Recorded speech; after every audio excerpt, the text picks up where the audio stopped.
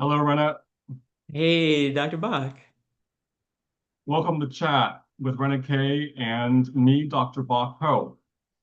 Today, our topic is how do you know what exactly to do when feeling bad from an organic intelligence perspective?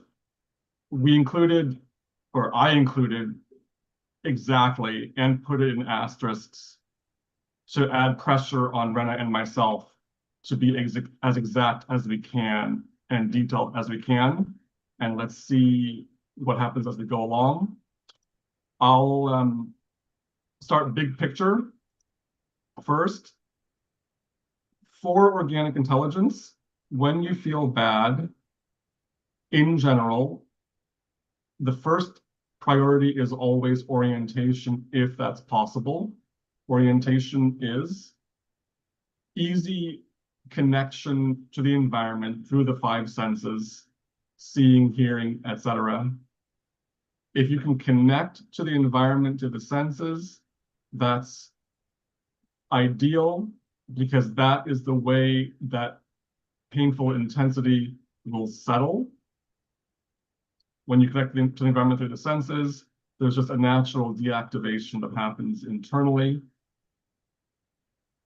If that doesn't work, you can't do it, usually meaning the interior, the feeling bad is too intense, then you try to go for a pleasure. You do something where you feel good, TV, ice cream, walk, music, friend, um, cooking, anything that you enjoy, cleaning, if you enjoy cleaning, you do something you enjoy, pleasure, because pleasure helps you feel better. And preferably when the feeling bad dies down enough, you can get some orientation. And maybe you can get some orientation if you're doing during the pleasure, because that'll be involved in the pleasure itself. So orientation and pleasure. Orientation first, if not, then pleasure to feel better. That's big picture. Here, I have a couple of directions in my mind I could go through. I'm going to name the directions, but then I'll check in with you, Rena, if you want to come in, just so I know. Okay. So one possible direction is I continue with that. I introduce orientation and pleasure. If I continue, I would say if it's not working, then any port in a storm. If that's not working, then wait and conserve energy. And we could get nuanced in that direction and tease out differences. Another possible direction is how does this relate to mainstream advice of what to do when you're feeling bad, such as some people will say, okay, so do some CBT, cognitive therapy, or DBT, dialectical behavioral therapy, many different skills. How does organic intelligence relate to that? Differences or similarities, or what's consistent, what's not consistent? Total newcomers to organic intelligence, if they're watching this, may think you guys are not saying anything that you guys are pretty empty. I mean, pleasure. Okay, you're saying, what do I do when I feel bad? I do something that makes you feel better. That's just kind of super empty. So I'm not that impressed so far with this organic intelligence thing. So another possible direction is how is what we're saying not just totally empty and trivial? Hmm. Um, I could go down any of those. My inclination is to go down the important storm, but I'm going to check in with you to see what you want to, Yeah. how you Yeah, want to. yeah. That's kind of where I would go to because I think it's significant. Your initial big picture of orientation is our best option, and sometimes that's not very available, or it's not available in such a way that creates any dent in the state that one is feeling. And so you're like, oh yeah, so I'm orienting, and that doesn't change anything. So, what do you do then? So that's super good. To your acknowledgement of like, yeah, well, if I could, I'm feeling really bad, and if I could feel pleasure, I would, but obviously I can't because that's why I feel so bad, right? And so recognizing that sometimes the situation is such that that's difficult. And I also want to throw in the other possibility too, is sometimes the state is in such a, the way it is, and it's been that way as long as it has been, that there's some other kinds of challenges going on, like chronic illnesses or chronic pain syndromes or that kind of stuff that also creates some limitations that we might want to address in there. But Yeah. I like your idea of talking about, yeah, the phrase "any port in a storm," which organic intelligence uses, is in all of this. Thank you. I'll continue. And yeah, I was jumping in straight with, I think the main, what is the answer 80% of the time, 80% of cases is, so not like, I mean, there are special cases of pain but so orientation pleasure. Now, if pleasure is not accessible, the third thing offered sometimes in organic intelligence is any port in a storm, which refers to any place of refuge you can find any relief. Now, this is something I think about. What is it? What does it mean exactly, and how is it exactly different from pleasure? If you understand pleasure as anything that feels better, but just going with, and maybe we can talk about that, but going with it, just coming up with examples, I think makes sense. It would be like normally I would feel pleasure. I can go for a walk, play piano, listen to music, talk to a friend, and that would be a pleasure, and then that will help me get to orientation. But maybe nothing in my normal repertoire is working. So I just have to find something that helps.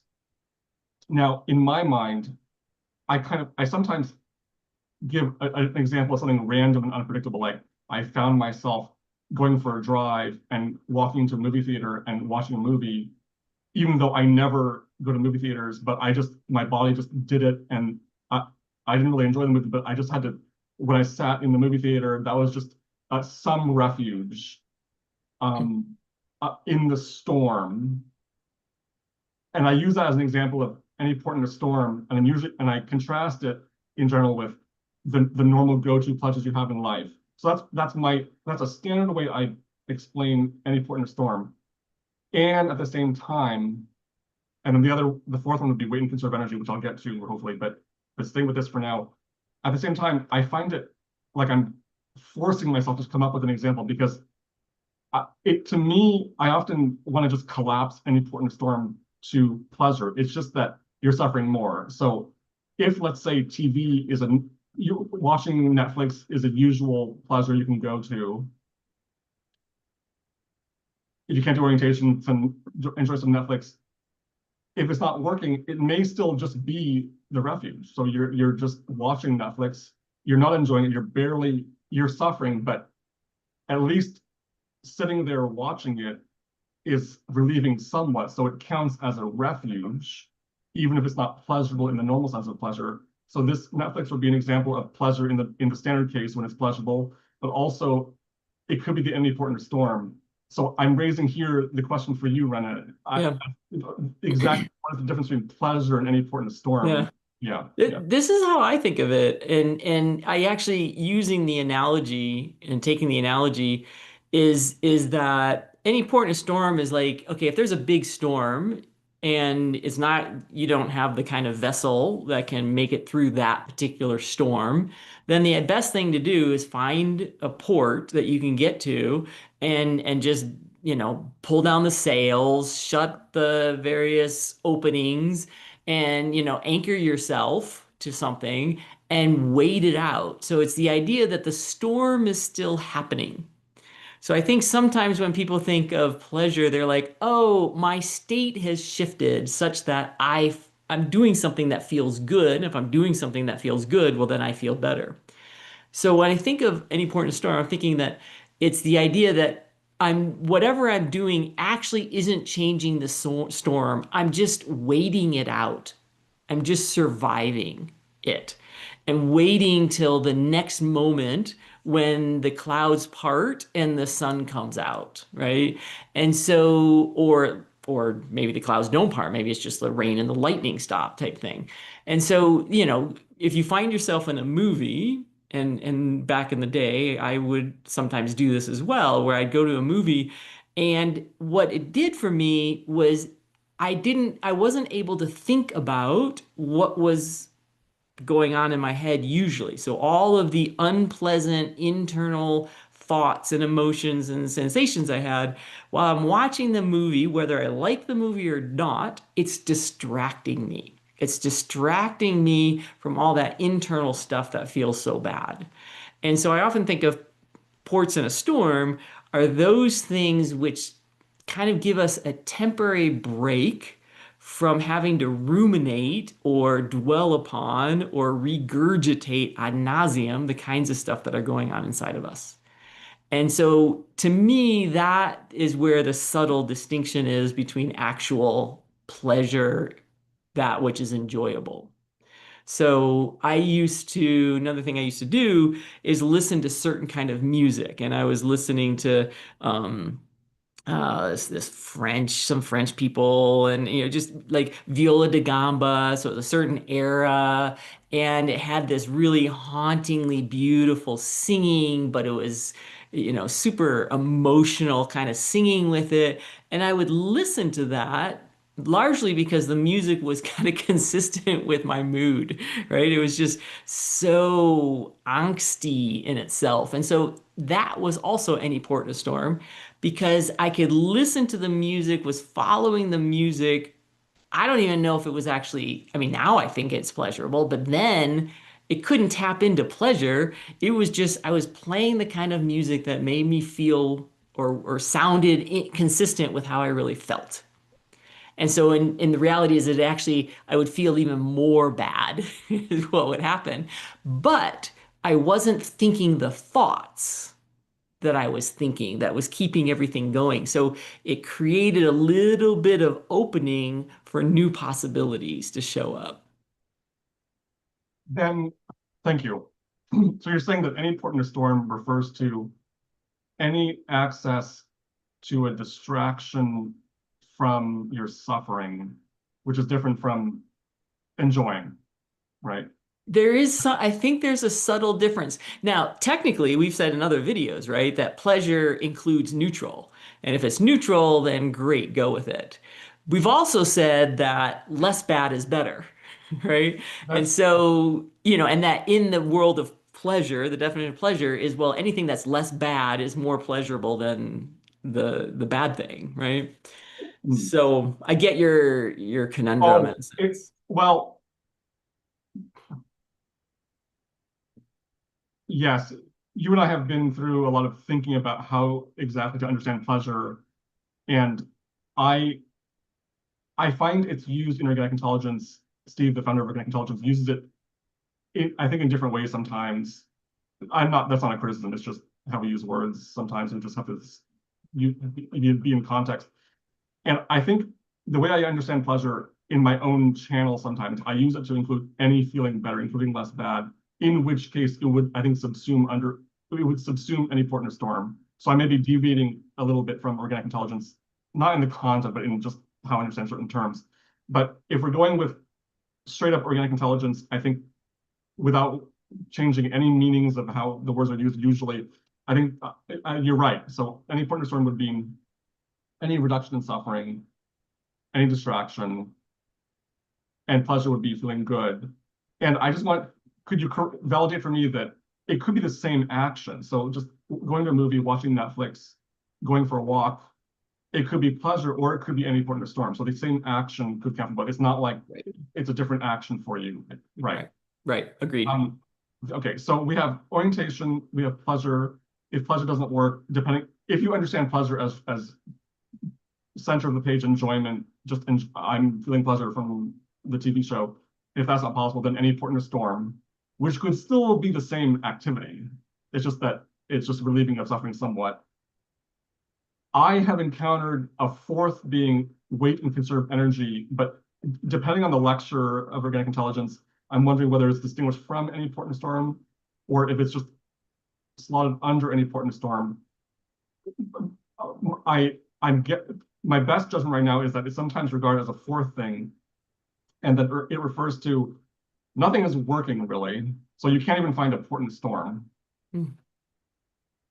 So you just have to suffer, but try as much as possible not to make it worse, and try to conserve as much energy as possible as you suffer. That's my Yeah, understanding of wait and yeah, conserve energy. yeah. So that means you're just in the storm, you haven't found a port, but at least don't just suffer. But Right, right. don't add more activity and amp it Yeah. up, is my understanding.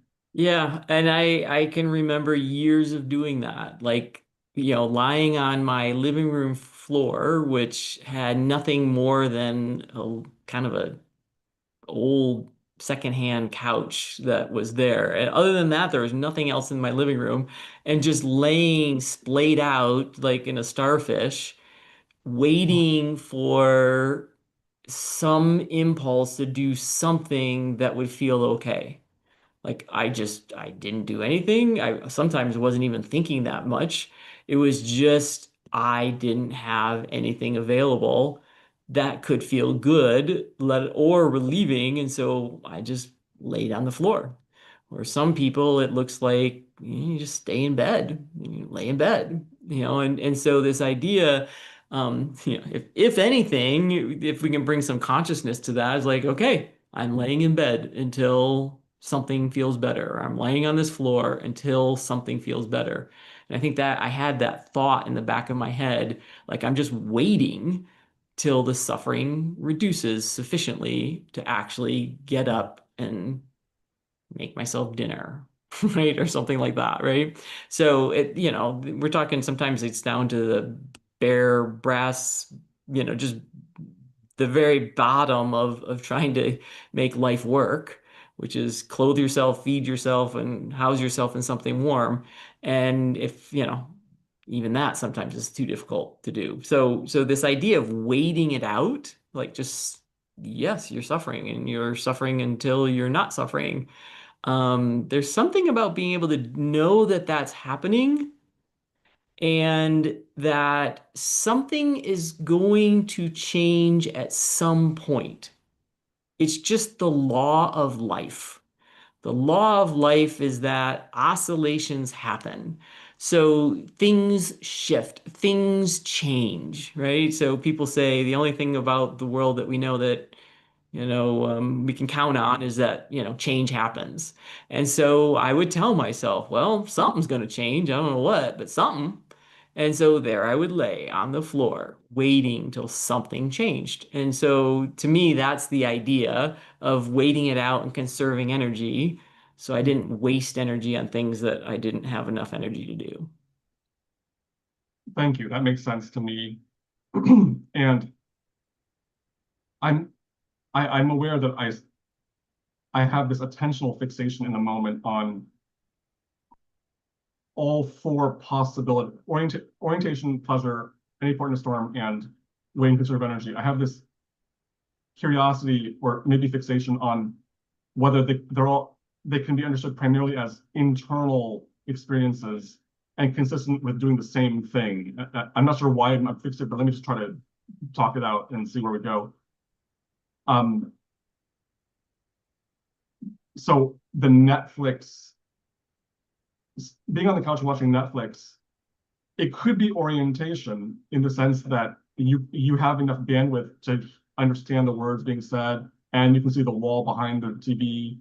So there could be orientation. There could also be pleasure, where you're enjoying the show, and maybe you can flip back to orientation with attentional exertion, willpower. Just, oh, I'm flipping back to orientation. I can take the Netflix show and the wall and my environment is more just I'm neutrally aware, and you can sometimes feel pleasure from the show.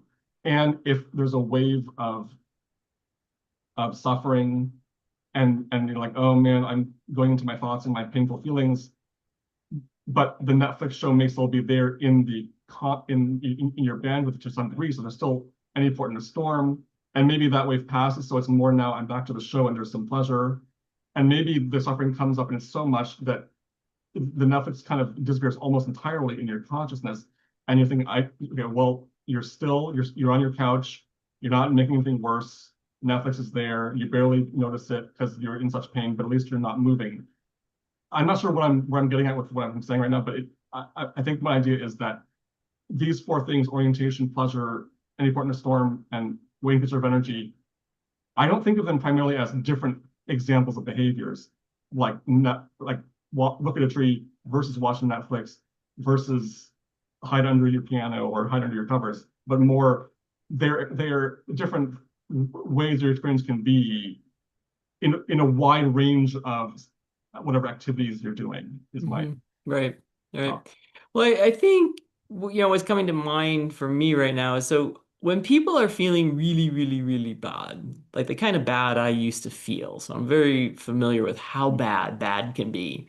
When you're feeling that bad, the idea of doing orientation or doing something that's pleasurable sometimes feels inaccessible, which is why this idea, I think, of the any port in a storm or wait things out is kind of named as such, because it's partly trying to de-shame the moment that, okay, if you can't do anything, don't do anything. And if to the degree that you can, see if you can not make yourself bad for not doing anything. And then sometimes I've worked with people, it's like, well, if you're going to be under your covers and hang out there, is there anything that's like neutral-ish to enjoyable about that? And so very often people do connect with, as you're suggesting, that even in that activity, you're like, well, at least I'm not outside, at least I'm not at work, at least I'm not confronting these things that are unpleasant to me. I'm just hiding out. And actually a little bit of pleasure can come into that. It's like, oh, it feels good to be hiding out and not doing anything. And so that gets us into like relief category. You feel a little bit of relief from your suffering. And so I think these things we're mostly bringing them up so that we don't add more shame to the fact that the biology is doing what the biology is doing, which is feeling bad. I okay, thank you. I hear what you're saying, and that makes sense to me to have the concepts any port in a storm. I think you're I think you're saying yes, Bach, you could understand any port in a storm and waiting to conserve energy as forms of reducing pain. And if you understand pleasure as reducing pain, you can understand them as forms of pleasure. But a reason for having offerings of the separate concept, any port in a storm and waiting to conserve energy, is to de-shame that experience and not associate it with pleasures, because that might cause people unpleasant intensity if you're trying to pressure them to associate suffering under your covers with pleasure. So that I'm getting you right, Okay. right? So Yep. I Probably better than I would have said. So I, yes. so I appreciate that. Um, and at the same time, okay, from what I've heard so far, you're associating waiting to conserve energy, you've associated it with bunker down, hide under the covers, and I am with that as an example. At the same time, I'm thinking of people who just don't have that option. So for given whatever my life situation is, I have to be in social performance with family, with coworkers, with whatever. So I just have to suffer while I'm doing that, and my suffering has the form of wait and conserve energy, even though I'm expending a lot of energy in social performance, but I have to because of I have to put food on the table, let's say. So I have to do work or I have to be with family, but I'm any port in a storming or waiting and conserving energy on the inside, even though my body may be doing a lot and my mind may be doing a lot. Does that make sense to you, or what? Yeah. Yes. Yeah. No, I really appreciate you bringing that up because oftentimes people are in that situation that they're having to do things or perform and whatnot. And there is that possibility of how can I make this as easy as possible? How can I keep doing what I'm having to do? And fight it as little as possible and expend as little energy as possible in the doing it. So in other words, do the bare Yeah. minimum. And is there any way that I can even make it so that it's more tolerable than it would otherwise be? I think is a worthy question people can ask themselves. So in all cases, it's just minimize suffering as much as you can. And here are these orientation first, and then I think the difference between pleasure and any partner storm and any partner storm and waiting conserving energy, I think between you and me, there may be different interpretations, I think, going on in the conversation. I'm not saying that's a good Yeah, or bad. I'm just saying that, possibly. Yeah, yeah, yeah. yeah. Yeah. But overall, I think on the fundamental is the same, that we're trying to aim at whatever reduces suffering, and in many cases, having concepts, any partner storm and waiting conserving energy, and certain understandings of them, like waiting conserve means hide under my bed. If it helps, it helps. Whatever concepts help, whatever examples tied to those concepts help, go with what helps. Yeah. Right. Okay. Yep. Yep. I want to talk more about okay, so we have 5 minutes. There's many different options I am curious about. One is this. Okay, here's one I think people may find interesting. One form of feeling bad is you feel the gravity, like the depression or downward feeling bad, right? As opposed to I'm pissed off or I'm anxious, but there's a downward sinking. And inorganic intelligence, I think sometimes the advice is go with that and let yourself sink to the threshold and then feel the re-up. I don't know if that was a word, sorry. Feel the coming back up. Yeah. And other times the advice will be given, try to see if you can not fall down and try to orient and try to walk. And so get some cardio maybe so you don't fall down. And I'm curious about that, Hmm.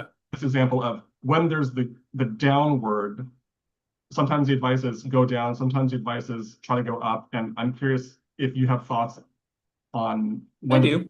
Yeah, yeah, yeah. But to me, it depends on what the pattern is in the biology. So in my case, the biology was so drawn to downward so consistently for so long that that was the default pattern. And to do more of that doesn't allow for any kind of possibility of a shift.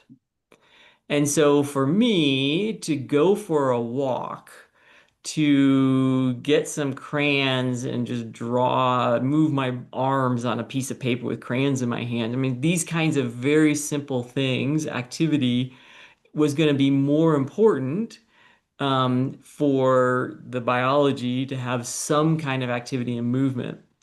But for other people, typically the system is very up and there's a lot of say anger or anxiety, a lot of energy coursing through and it feels bad because of all of the energy and not knowing how to contain all that energy.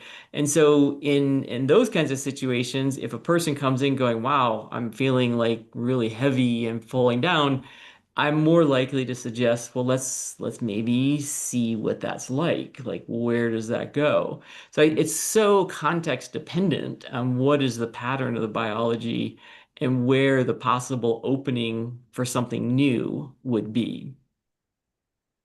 And did you did you just now offer so highly context dependent, and at the same time, were you suggesting a rule of thumb if one's pattern is down, try to preference up interventions, go for a walk or take a shower or something, whatever. And if the pattern is, I got to keep running and triathlon and talk and golf and mahjong, then see if you can lean down if the pattern is up. Is that, I that tends to be, but like so that's looking at the meta, the yeah, overall you know. biology, so more the trait level. Um, Also it could be though based on the state, like what's happening in the moment and how that relates to the last moment or the potential for the next moment. So it's that's what I meant by highly context dependent.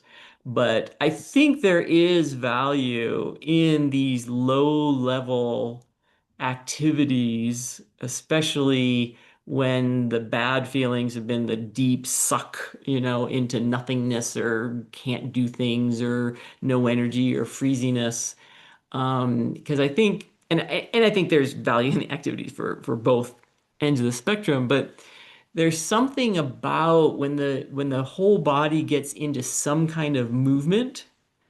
So walking is a bilateral movement, left, right. So one of the things that happens to the brain when it feels bad, we know this from various studies, is that it increasingly will lateralize. And so, right and left brain stop talking to each other very much. Not a lot of energy flow in the corpus callosum.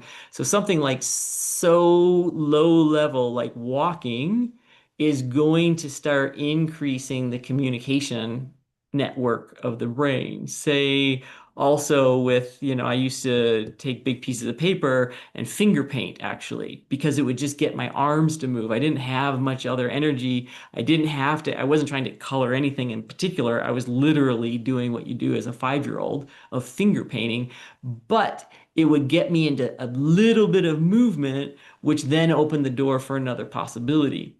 Was it enjoyable? I don't know. Was it distracting? Definitely. So in that way, it was any port in a storm. Was it conserving energy? Yeah, still was on that level because it wasn't like trying to get myself to work.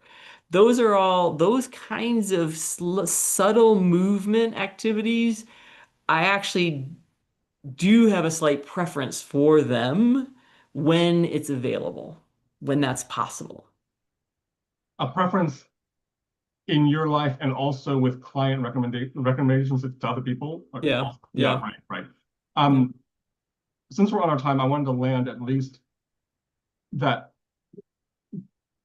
I intended what we've covered so far just to be the first thing we say, not, but then the more advanced stuff would be as orientation and pleasure stabilize, you get furnishings of ideas that seem really clear, and you have moments where, this is exactly what to do right now. But maybe we'll do that another time. Yeah, that sounds Yeah, great.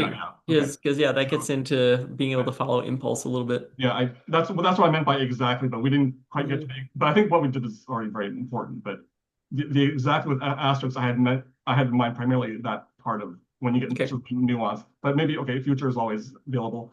Um, so I would say thank you, everyone. There will be links in the description to learn more about each of us. You can reach out to Rena at richandgrowth.com to learn more about her OI-informed courses, organic intelligence-informed courses on healing from shame, her specialty, and for individual session work. And you can reach out to me at bachco.com for individual session work. And I may be offering discounts depending on the crypto gods because of massive hard hits recently. So reach out. You never know. Yeah. And Uh, I just, if I can say, I'm in the process of enrolling a new group. My groups are generally 4 to 6 people, so they're fairly small. But in our groups, we're doing all kinds of practices that allow the biology to stabilize. And so I'm working on enrolling a new group for the beginning of January. So if people are interested in really nice. doing and working with the things that we're saying in a small group environment, then that might be something to reach out for. Nice. Learn about slow movements. Well, a lot of different things. Among many, many, many, many other things. Right. I didn't mean to trivialize or minimize at all. It was just a hook because we Yep. talked No, I about. get it. Okay, all right. Totally with you. Thank you, and we'll see you next time.